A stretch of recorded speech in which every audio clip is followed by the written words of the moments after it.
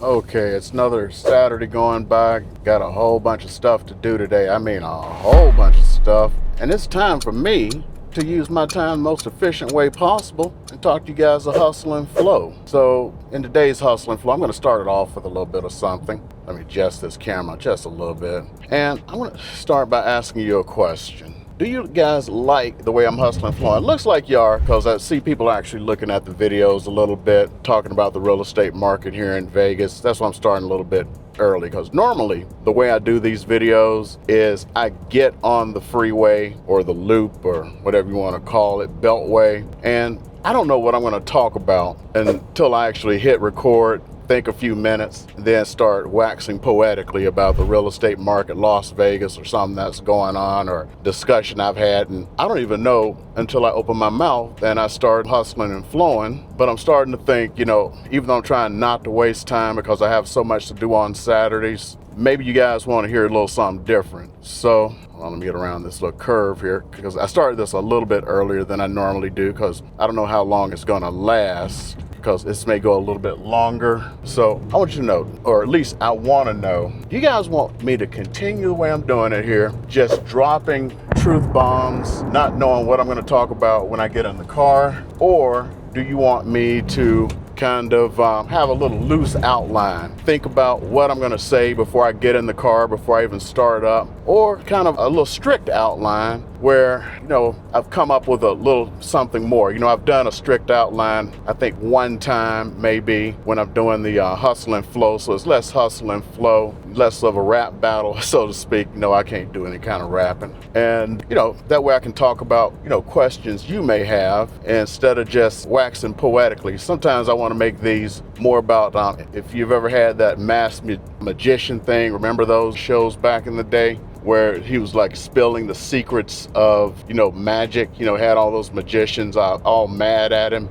I don't know in this day and age, because it's all cancel culture and everything. But because sometimes you guys may have some questions, and I keep promising I'm going to make a video about it. Sometimes I can't get to it because I got 10,000 things to do, or as I said, 11 things. So I'm going to kind of see if I can get to the comments. It's just so much stuff going on. Like I say, even today is a full day. I started with, my health journey, as you know. I've been doing that because I'd gotten so busy that I'd gotten so daggone fat. I'd gotten almost to 300 pounds. And then I got on a health journey, and I'd wake up and take supplements, work out an hour and a half. I've gotten much better now, even though if you're following me on social media, I started taking some supplements that are kind of blowing me up right now, but it's normal for these supplements till my body gets readjusted, but I am so much stronger and everything. So I'm taking it for now as far as, what's happening, because it's part of the process. But anyway, getting back to talking about what's going on and where you guys want me at before I get into the subject for the day, leave those comments. I'm going to try to get to them, or at least have somebody look at them and see what you want me to do, and at least start maybe in October. This is, mid-September when I'm doing this, second week of September. I'll go in that direction. I want to give you something that's useful to you. So that's really what I want to do. And I'd like to know if you guys have suggestions for this hustle and flow. If you just want me to get in the car and go like, hey, just talk, I'll just talk and flow. Big rap battle, or some kind of loose outline, or go into some strict stuff like the one time when I had the numbers for like saving money based upon what the interest rates are and stuff like that. So today it's going to be a little bit of a loose outline. Now that's why I was able to, think about it a little bit this morning at like 4 a.m. I started just going over a little bit of a loose outline because of a couple of conversations I had last week, because I kind of do this to help people. Because a conversation I had a couple of months back, and I did a video on it, and it was during the hustle and flow time, when I had, when I was talking about, the retreat, and how folks are talking about, when the person's like, well, I know you do this as a hobby, even though, I'm successful at it and everything. Well, it's like, I do this, number one, to keep myself busy all day long, because I don't want to have, time to be alone with my thoughts. Because those of you know, I'm a veteran. I served in the Air Force, and I want to call it combat time, so I saw a lot of stuff. And those of you who don't know, have you ever really dealt with somebody with PTSD? I've done it with some of my clients because I served a lot of veterans. and it's something I never want to have to deal with. When you deal with a veteran and you're talking to their wife and they're just sitting there and they're talking about how they're like shaking and screaming at night and they're sweating through the sheets, and the wife is talking about holding them through the night and crying because of what their husband is going through. I haven't had a female veteran or their husband tell me about it, but the females or the wives telling me this stuff, it's like, this is some stuff I don't want to go through. So I want to keep my mind occupied all day long. Somebody was, I was talking to somebody yesterday about, well, not talking, we were texting back and forth, when I was like, why didn't you ask for help, about something? And they were like, well, you're always busy. And I'm like, I keep myself busy all day long. And this is why I do real estate, because I can keep myself busy at my command. So I like to help folks. So I was having a discussion with somebody the other day about, some of the things people reach out to me about. And he was like, yeah, people reach out to me about this all day long, every day. This is somebody who makes literally millions of dollars, and they're on YouTube. I'm not going to say who they are. And it's like, well, how do you handle it? It's like, I don't. When they text me or call me and it's not like directly for what I'm doing, I don't answer them, period. What about when they call? I just get off the phone. It's like, well, I don't. I actually answer their questions and stuff. So I have to decide if I want to help and say what I believe or move on. So I'm just going to move on with that one. Sometimes that's why my health suffered, because, people are always looking to me for, what am I going to do to help them out?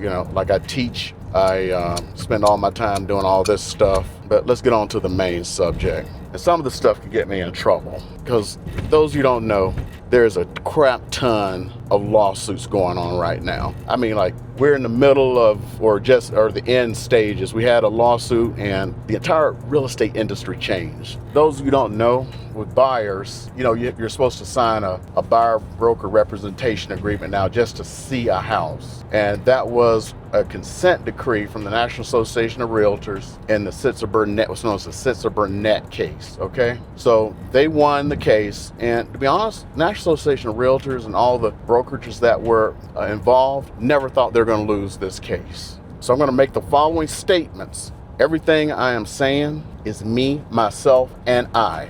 I do not represent anyone. I do not represent any other real estate agent. I do not represent any firm.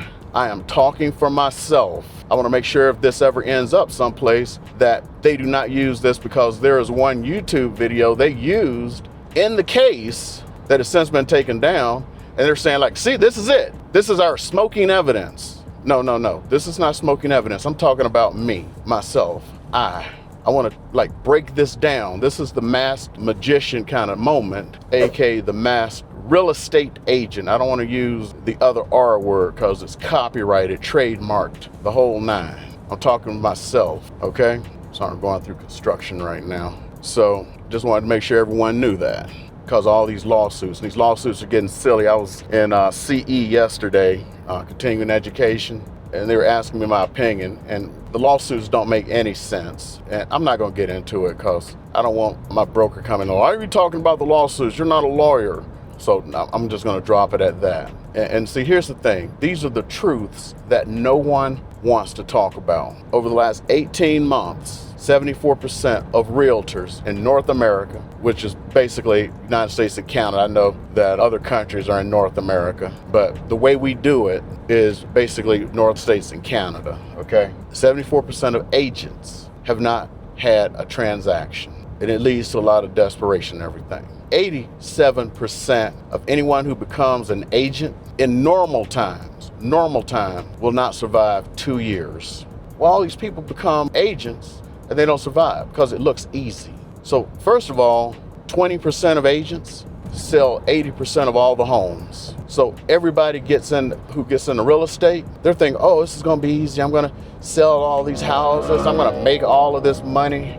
No, it's not like that. It's far from it, because everybody believes they're going to be in that 20%. Most don't survive to get to that 20%. I mean, if you talk to some of these people, there's this real estate coach. I think I can mention his name. He's not litigious. He's a cool guy. Joshua Smith. He will talk about the ballerina, and everyone will look at the ballerina and they will talk about and go like, oh, wow, look how graceful, I'm going to use the word she. They're going to talk how graceful she is. look at how, oh wow, how wonderful she is. Look at that wonderful pirouette. But they don't see that she spent 10 years getting there. But when she takes her shoes off, they don't see how gnarly her toes are. Go find a ballerina, ask them to take their shoes off. You can go find pictures on the internet. Their toes look like they were hammered. That's from all of that practice. I've talked to very successful realtors, the majority of them. I can remember one particular realtor couple, they're no longer a couple, they've split, where during the bad times, where they had to make a decision, where they were gonna buy shoes for their kid or send out a mailer. That's the decision time most people quit. You know what they did? They sent out the mailer. And that's why they're still here. And that's where the problem is. People don't understand what it really takes. So they just see, oh wow, you made all this money from selling that one house. People don't realize there's this 80-20 split. Remember I talked about that 80% of houses sold by 20% of the realtors? It's called the Pareto principle. If you look for everything, it's 80-20, right? But here's where it really gets insidious. When you go out and you look at real estate transactions, 80%, if you list a house, work with sellers, list a house, 80% of time, that house will sell. When you work with buyers, actually like work with a buyer, you know the chances of that buyer actually buying a house and it's selling? 20%. So guess which ones, when they're working, actually make the money? The ones who work with sellers. So there's a concept in real estate called list to last. But see, people don't want to hear that. When I say people, I mean people outside of real estate. So like even in my company, the founder of the company, Gary Keller, he wrote a book called The Millionaire Real Estate Agent. It's kind of like the Bible of real estate. In it, they talk about leads, listings, and leverage. Nowhere in there are buyers. Nowhere in there are rentals, other than finding somebody to buy a listing to rent out to someone. And that's where the problem is. They tell you not to even go looking for buyers. I've told this to buyers to tell them why they have such an issue with some of these agents. It's because they're not even looking for you. People will trample you all day long to get a listing. They may or may not trample you to get a buyer. They may still, especially now because things are hard. Remember I told you 74%? And then it's according to what price range they're in. If it's $1 million buyer, oh, they're gonna trample all over you. They're gonna trample your rights, everything else, because that's money. I should have probably prefaced that. A luxury buyer, they're gonna trample you. This is a dog-eat-dog world in real estate. And saying when people get into it, they go, oh, these people nuts. I can remember this one time, I was working with this one guy. His son was a retired NFL player. He was selling this house in California that was inherited property, but he had his, I don't know, stepsister, I don't know, half-sister, whatever. She was living there, but he inherited the house. She refused to leave. You know how hard it is to get rid of somebody in California. He had spent years in court trying to get her out. Every time she would deny it, she would do all this California stuff. I would spend hours on the phone with this guy, with him just going through whatever the latest court proceedings were. And I'm going to go back just a hair to kind of tell you. So he was going to use the money and buy the house with cash. Remember, the son is a retired NFL player, so he had people. So this lender goes, well, why in the world would you buy a house with cash? Why don't you just find a payment that's comfortable for you and just put as much down as you need and have all the rest of that cash for yourself, and then just make that payment that's comfortable for you? He's like, oh yeah, that's a good idea. Okay, whatever. You know what it was really about, because the lender could make some money then. We're gonna get past that for a sec. So still, took over a year, still going back and forth to court. He's still calling me up, keeping me updated, hour and a half on the phone and more each time.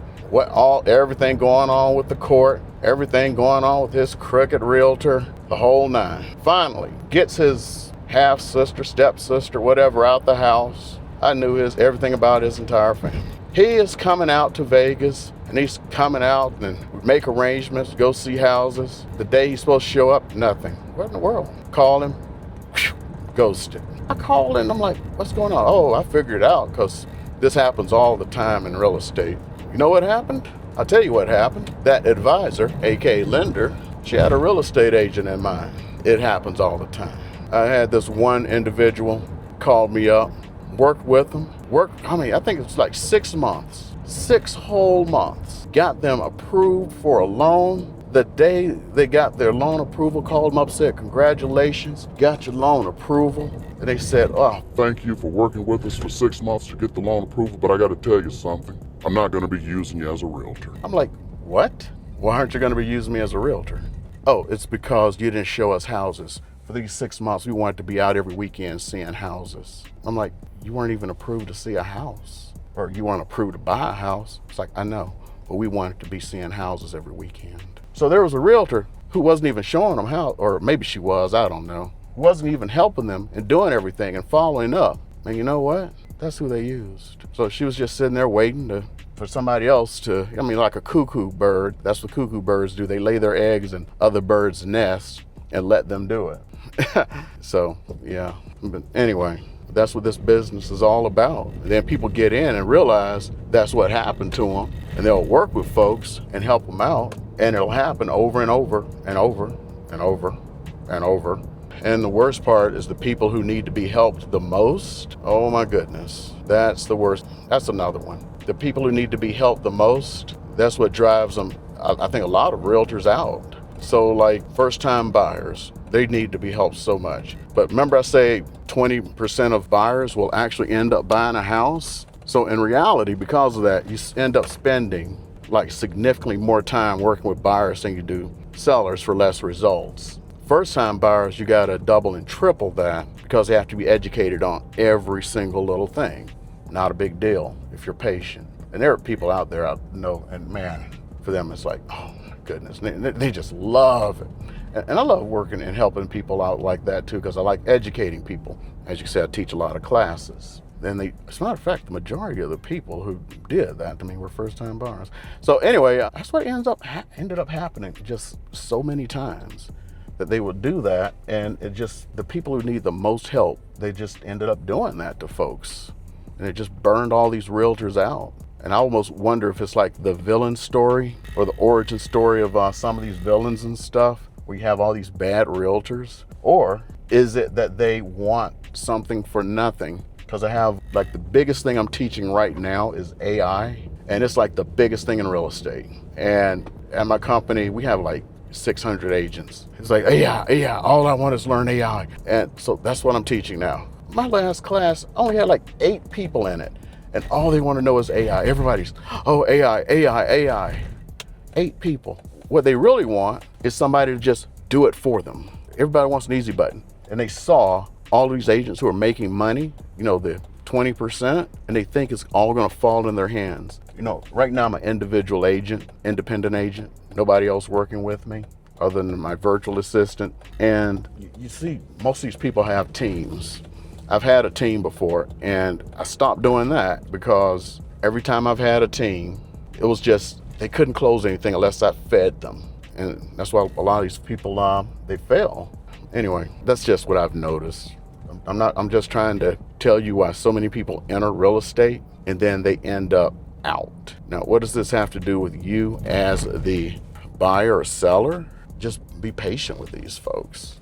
Saying another one is working with buyers, you can only help one person at a time. With sellers, you can help multiple people at a time. So tell you another one. And this list of last stuff, it just gets some people where it doesn't even make sense. I have this agent, or not, I'm not saying I have. Here's this agent. She's still with the company. This is years ago. Even prior to COVID and everything.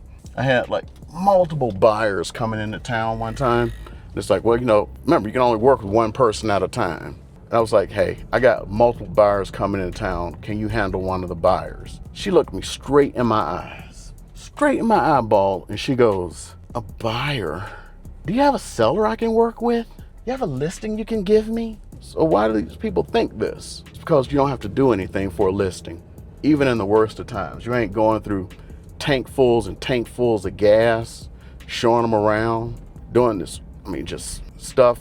It's like, I think I told you the story one time about this one individual where I told them outright that if you see more than a certain number of houses in a day, you're gonna not remember any houses. And they're like, oh, I'll remember the houses. I'm telling you, I can remember the houses. I'm like, okay, I'm telling you how this really works. So we go see all these houses. We get to the last house. She goes, can we go back and see this house, and this house? I'm like, why do we need to go back and see this house, and this house? Then she wouldn't say anything. Then she finally goes, I don't remember what any of the houses looked like. Then I had another individual, as far as buyers go. Now, when we started searching for houses, there literally were 136 houses that met their criteria. And it just kept going, well, I refuse to compromise on what I want. Okay, but remember, 136 that met their criteria. But then there was something wrong. Oh, I don't like this neighborhood. Oh, I don't like this about it. Okay, cool. You're the buyer. You're spending your money. Next week, it's 125. The next week, it's 100. Within like a few months, there were none, ever.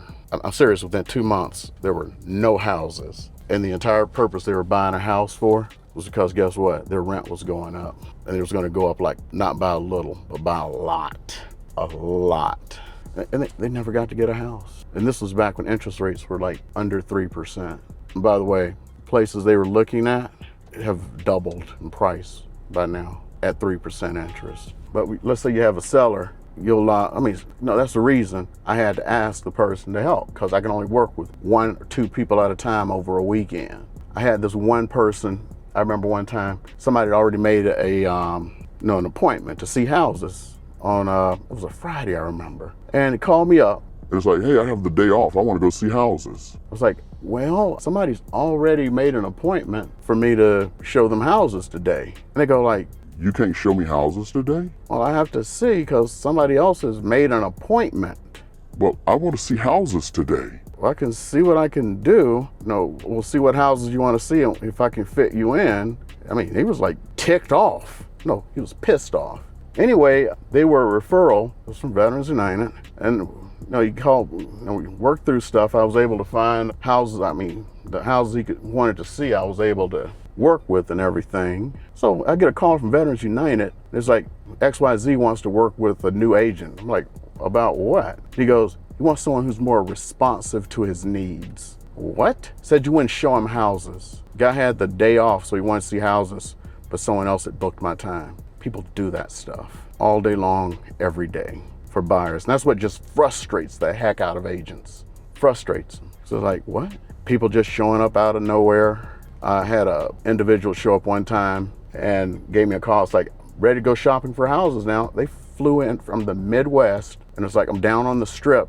I want to see houses. Came in for a week. It's like, you never told me you were coming into town. Yeah, okay, I'm ready to see houses. Did you contact a bank or anything? Are you paying cash? Like, no, just want to see houses. But you're here to buy houses, yeah. So let me put you in contact with a lender. This is why I keep telling people they need to talk to a lender first, or at some point, I get you in contact with the right person. They had a collection in their account from a timeshare. It's like, well, I've never even been to a timeshare. Well, let me go take care of this. I'm like, okay, but let's, again, we need you to talk to the lender. Instead of doing that, went and did what she wanted to do. And guess what? What was done? Why don't you just go pull ahead, dumbass? Okay, whatever. So she does what the timeshare people told her to do, which actually screwed up her credit. She couldn't buy a house for 2 years. That's why do what we tell you to do. So anywho, and I'm gonna go ahead and end it here. This is a little bit of hustle and flow by going with a loose little checklist here, or list or whatever. Tell me what you guys think. If you kind of like this format where I'm not 100% hustling and flowing, a lot of it's hustling and flow today still. My military brothers and sisters, y'all know what to do. Go ahead and leave them comments. Alpha Mike Foxtrot. To the rest of the folks with just the majority of you, you know I love you. Gonna keep them lights on for you. And another video should be popping up. I'm gonna go ahead and end this one for now and go and get the groceries for the week.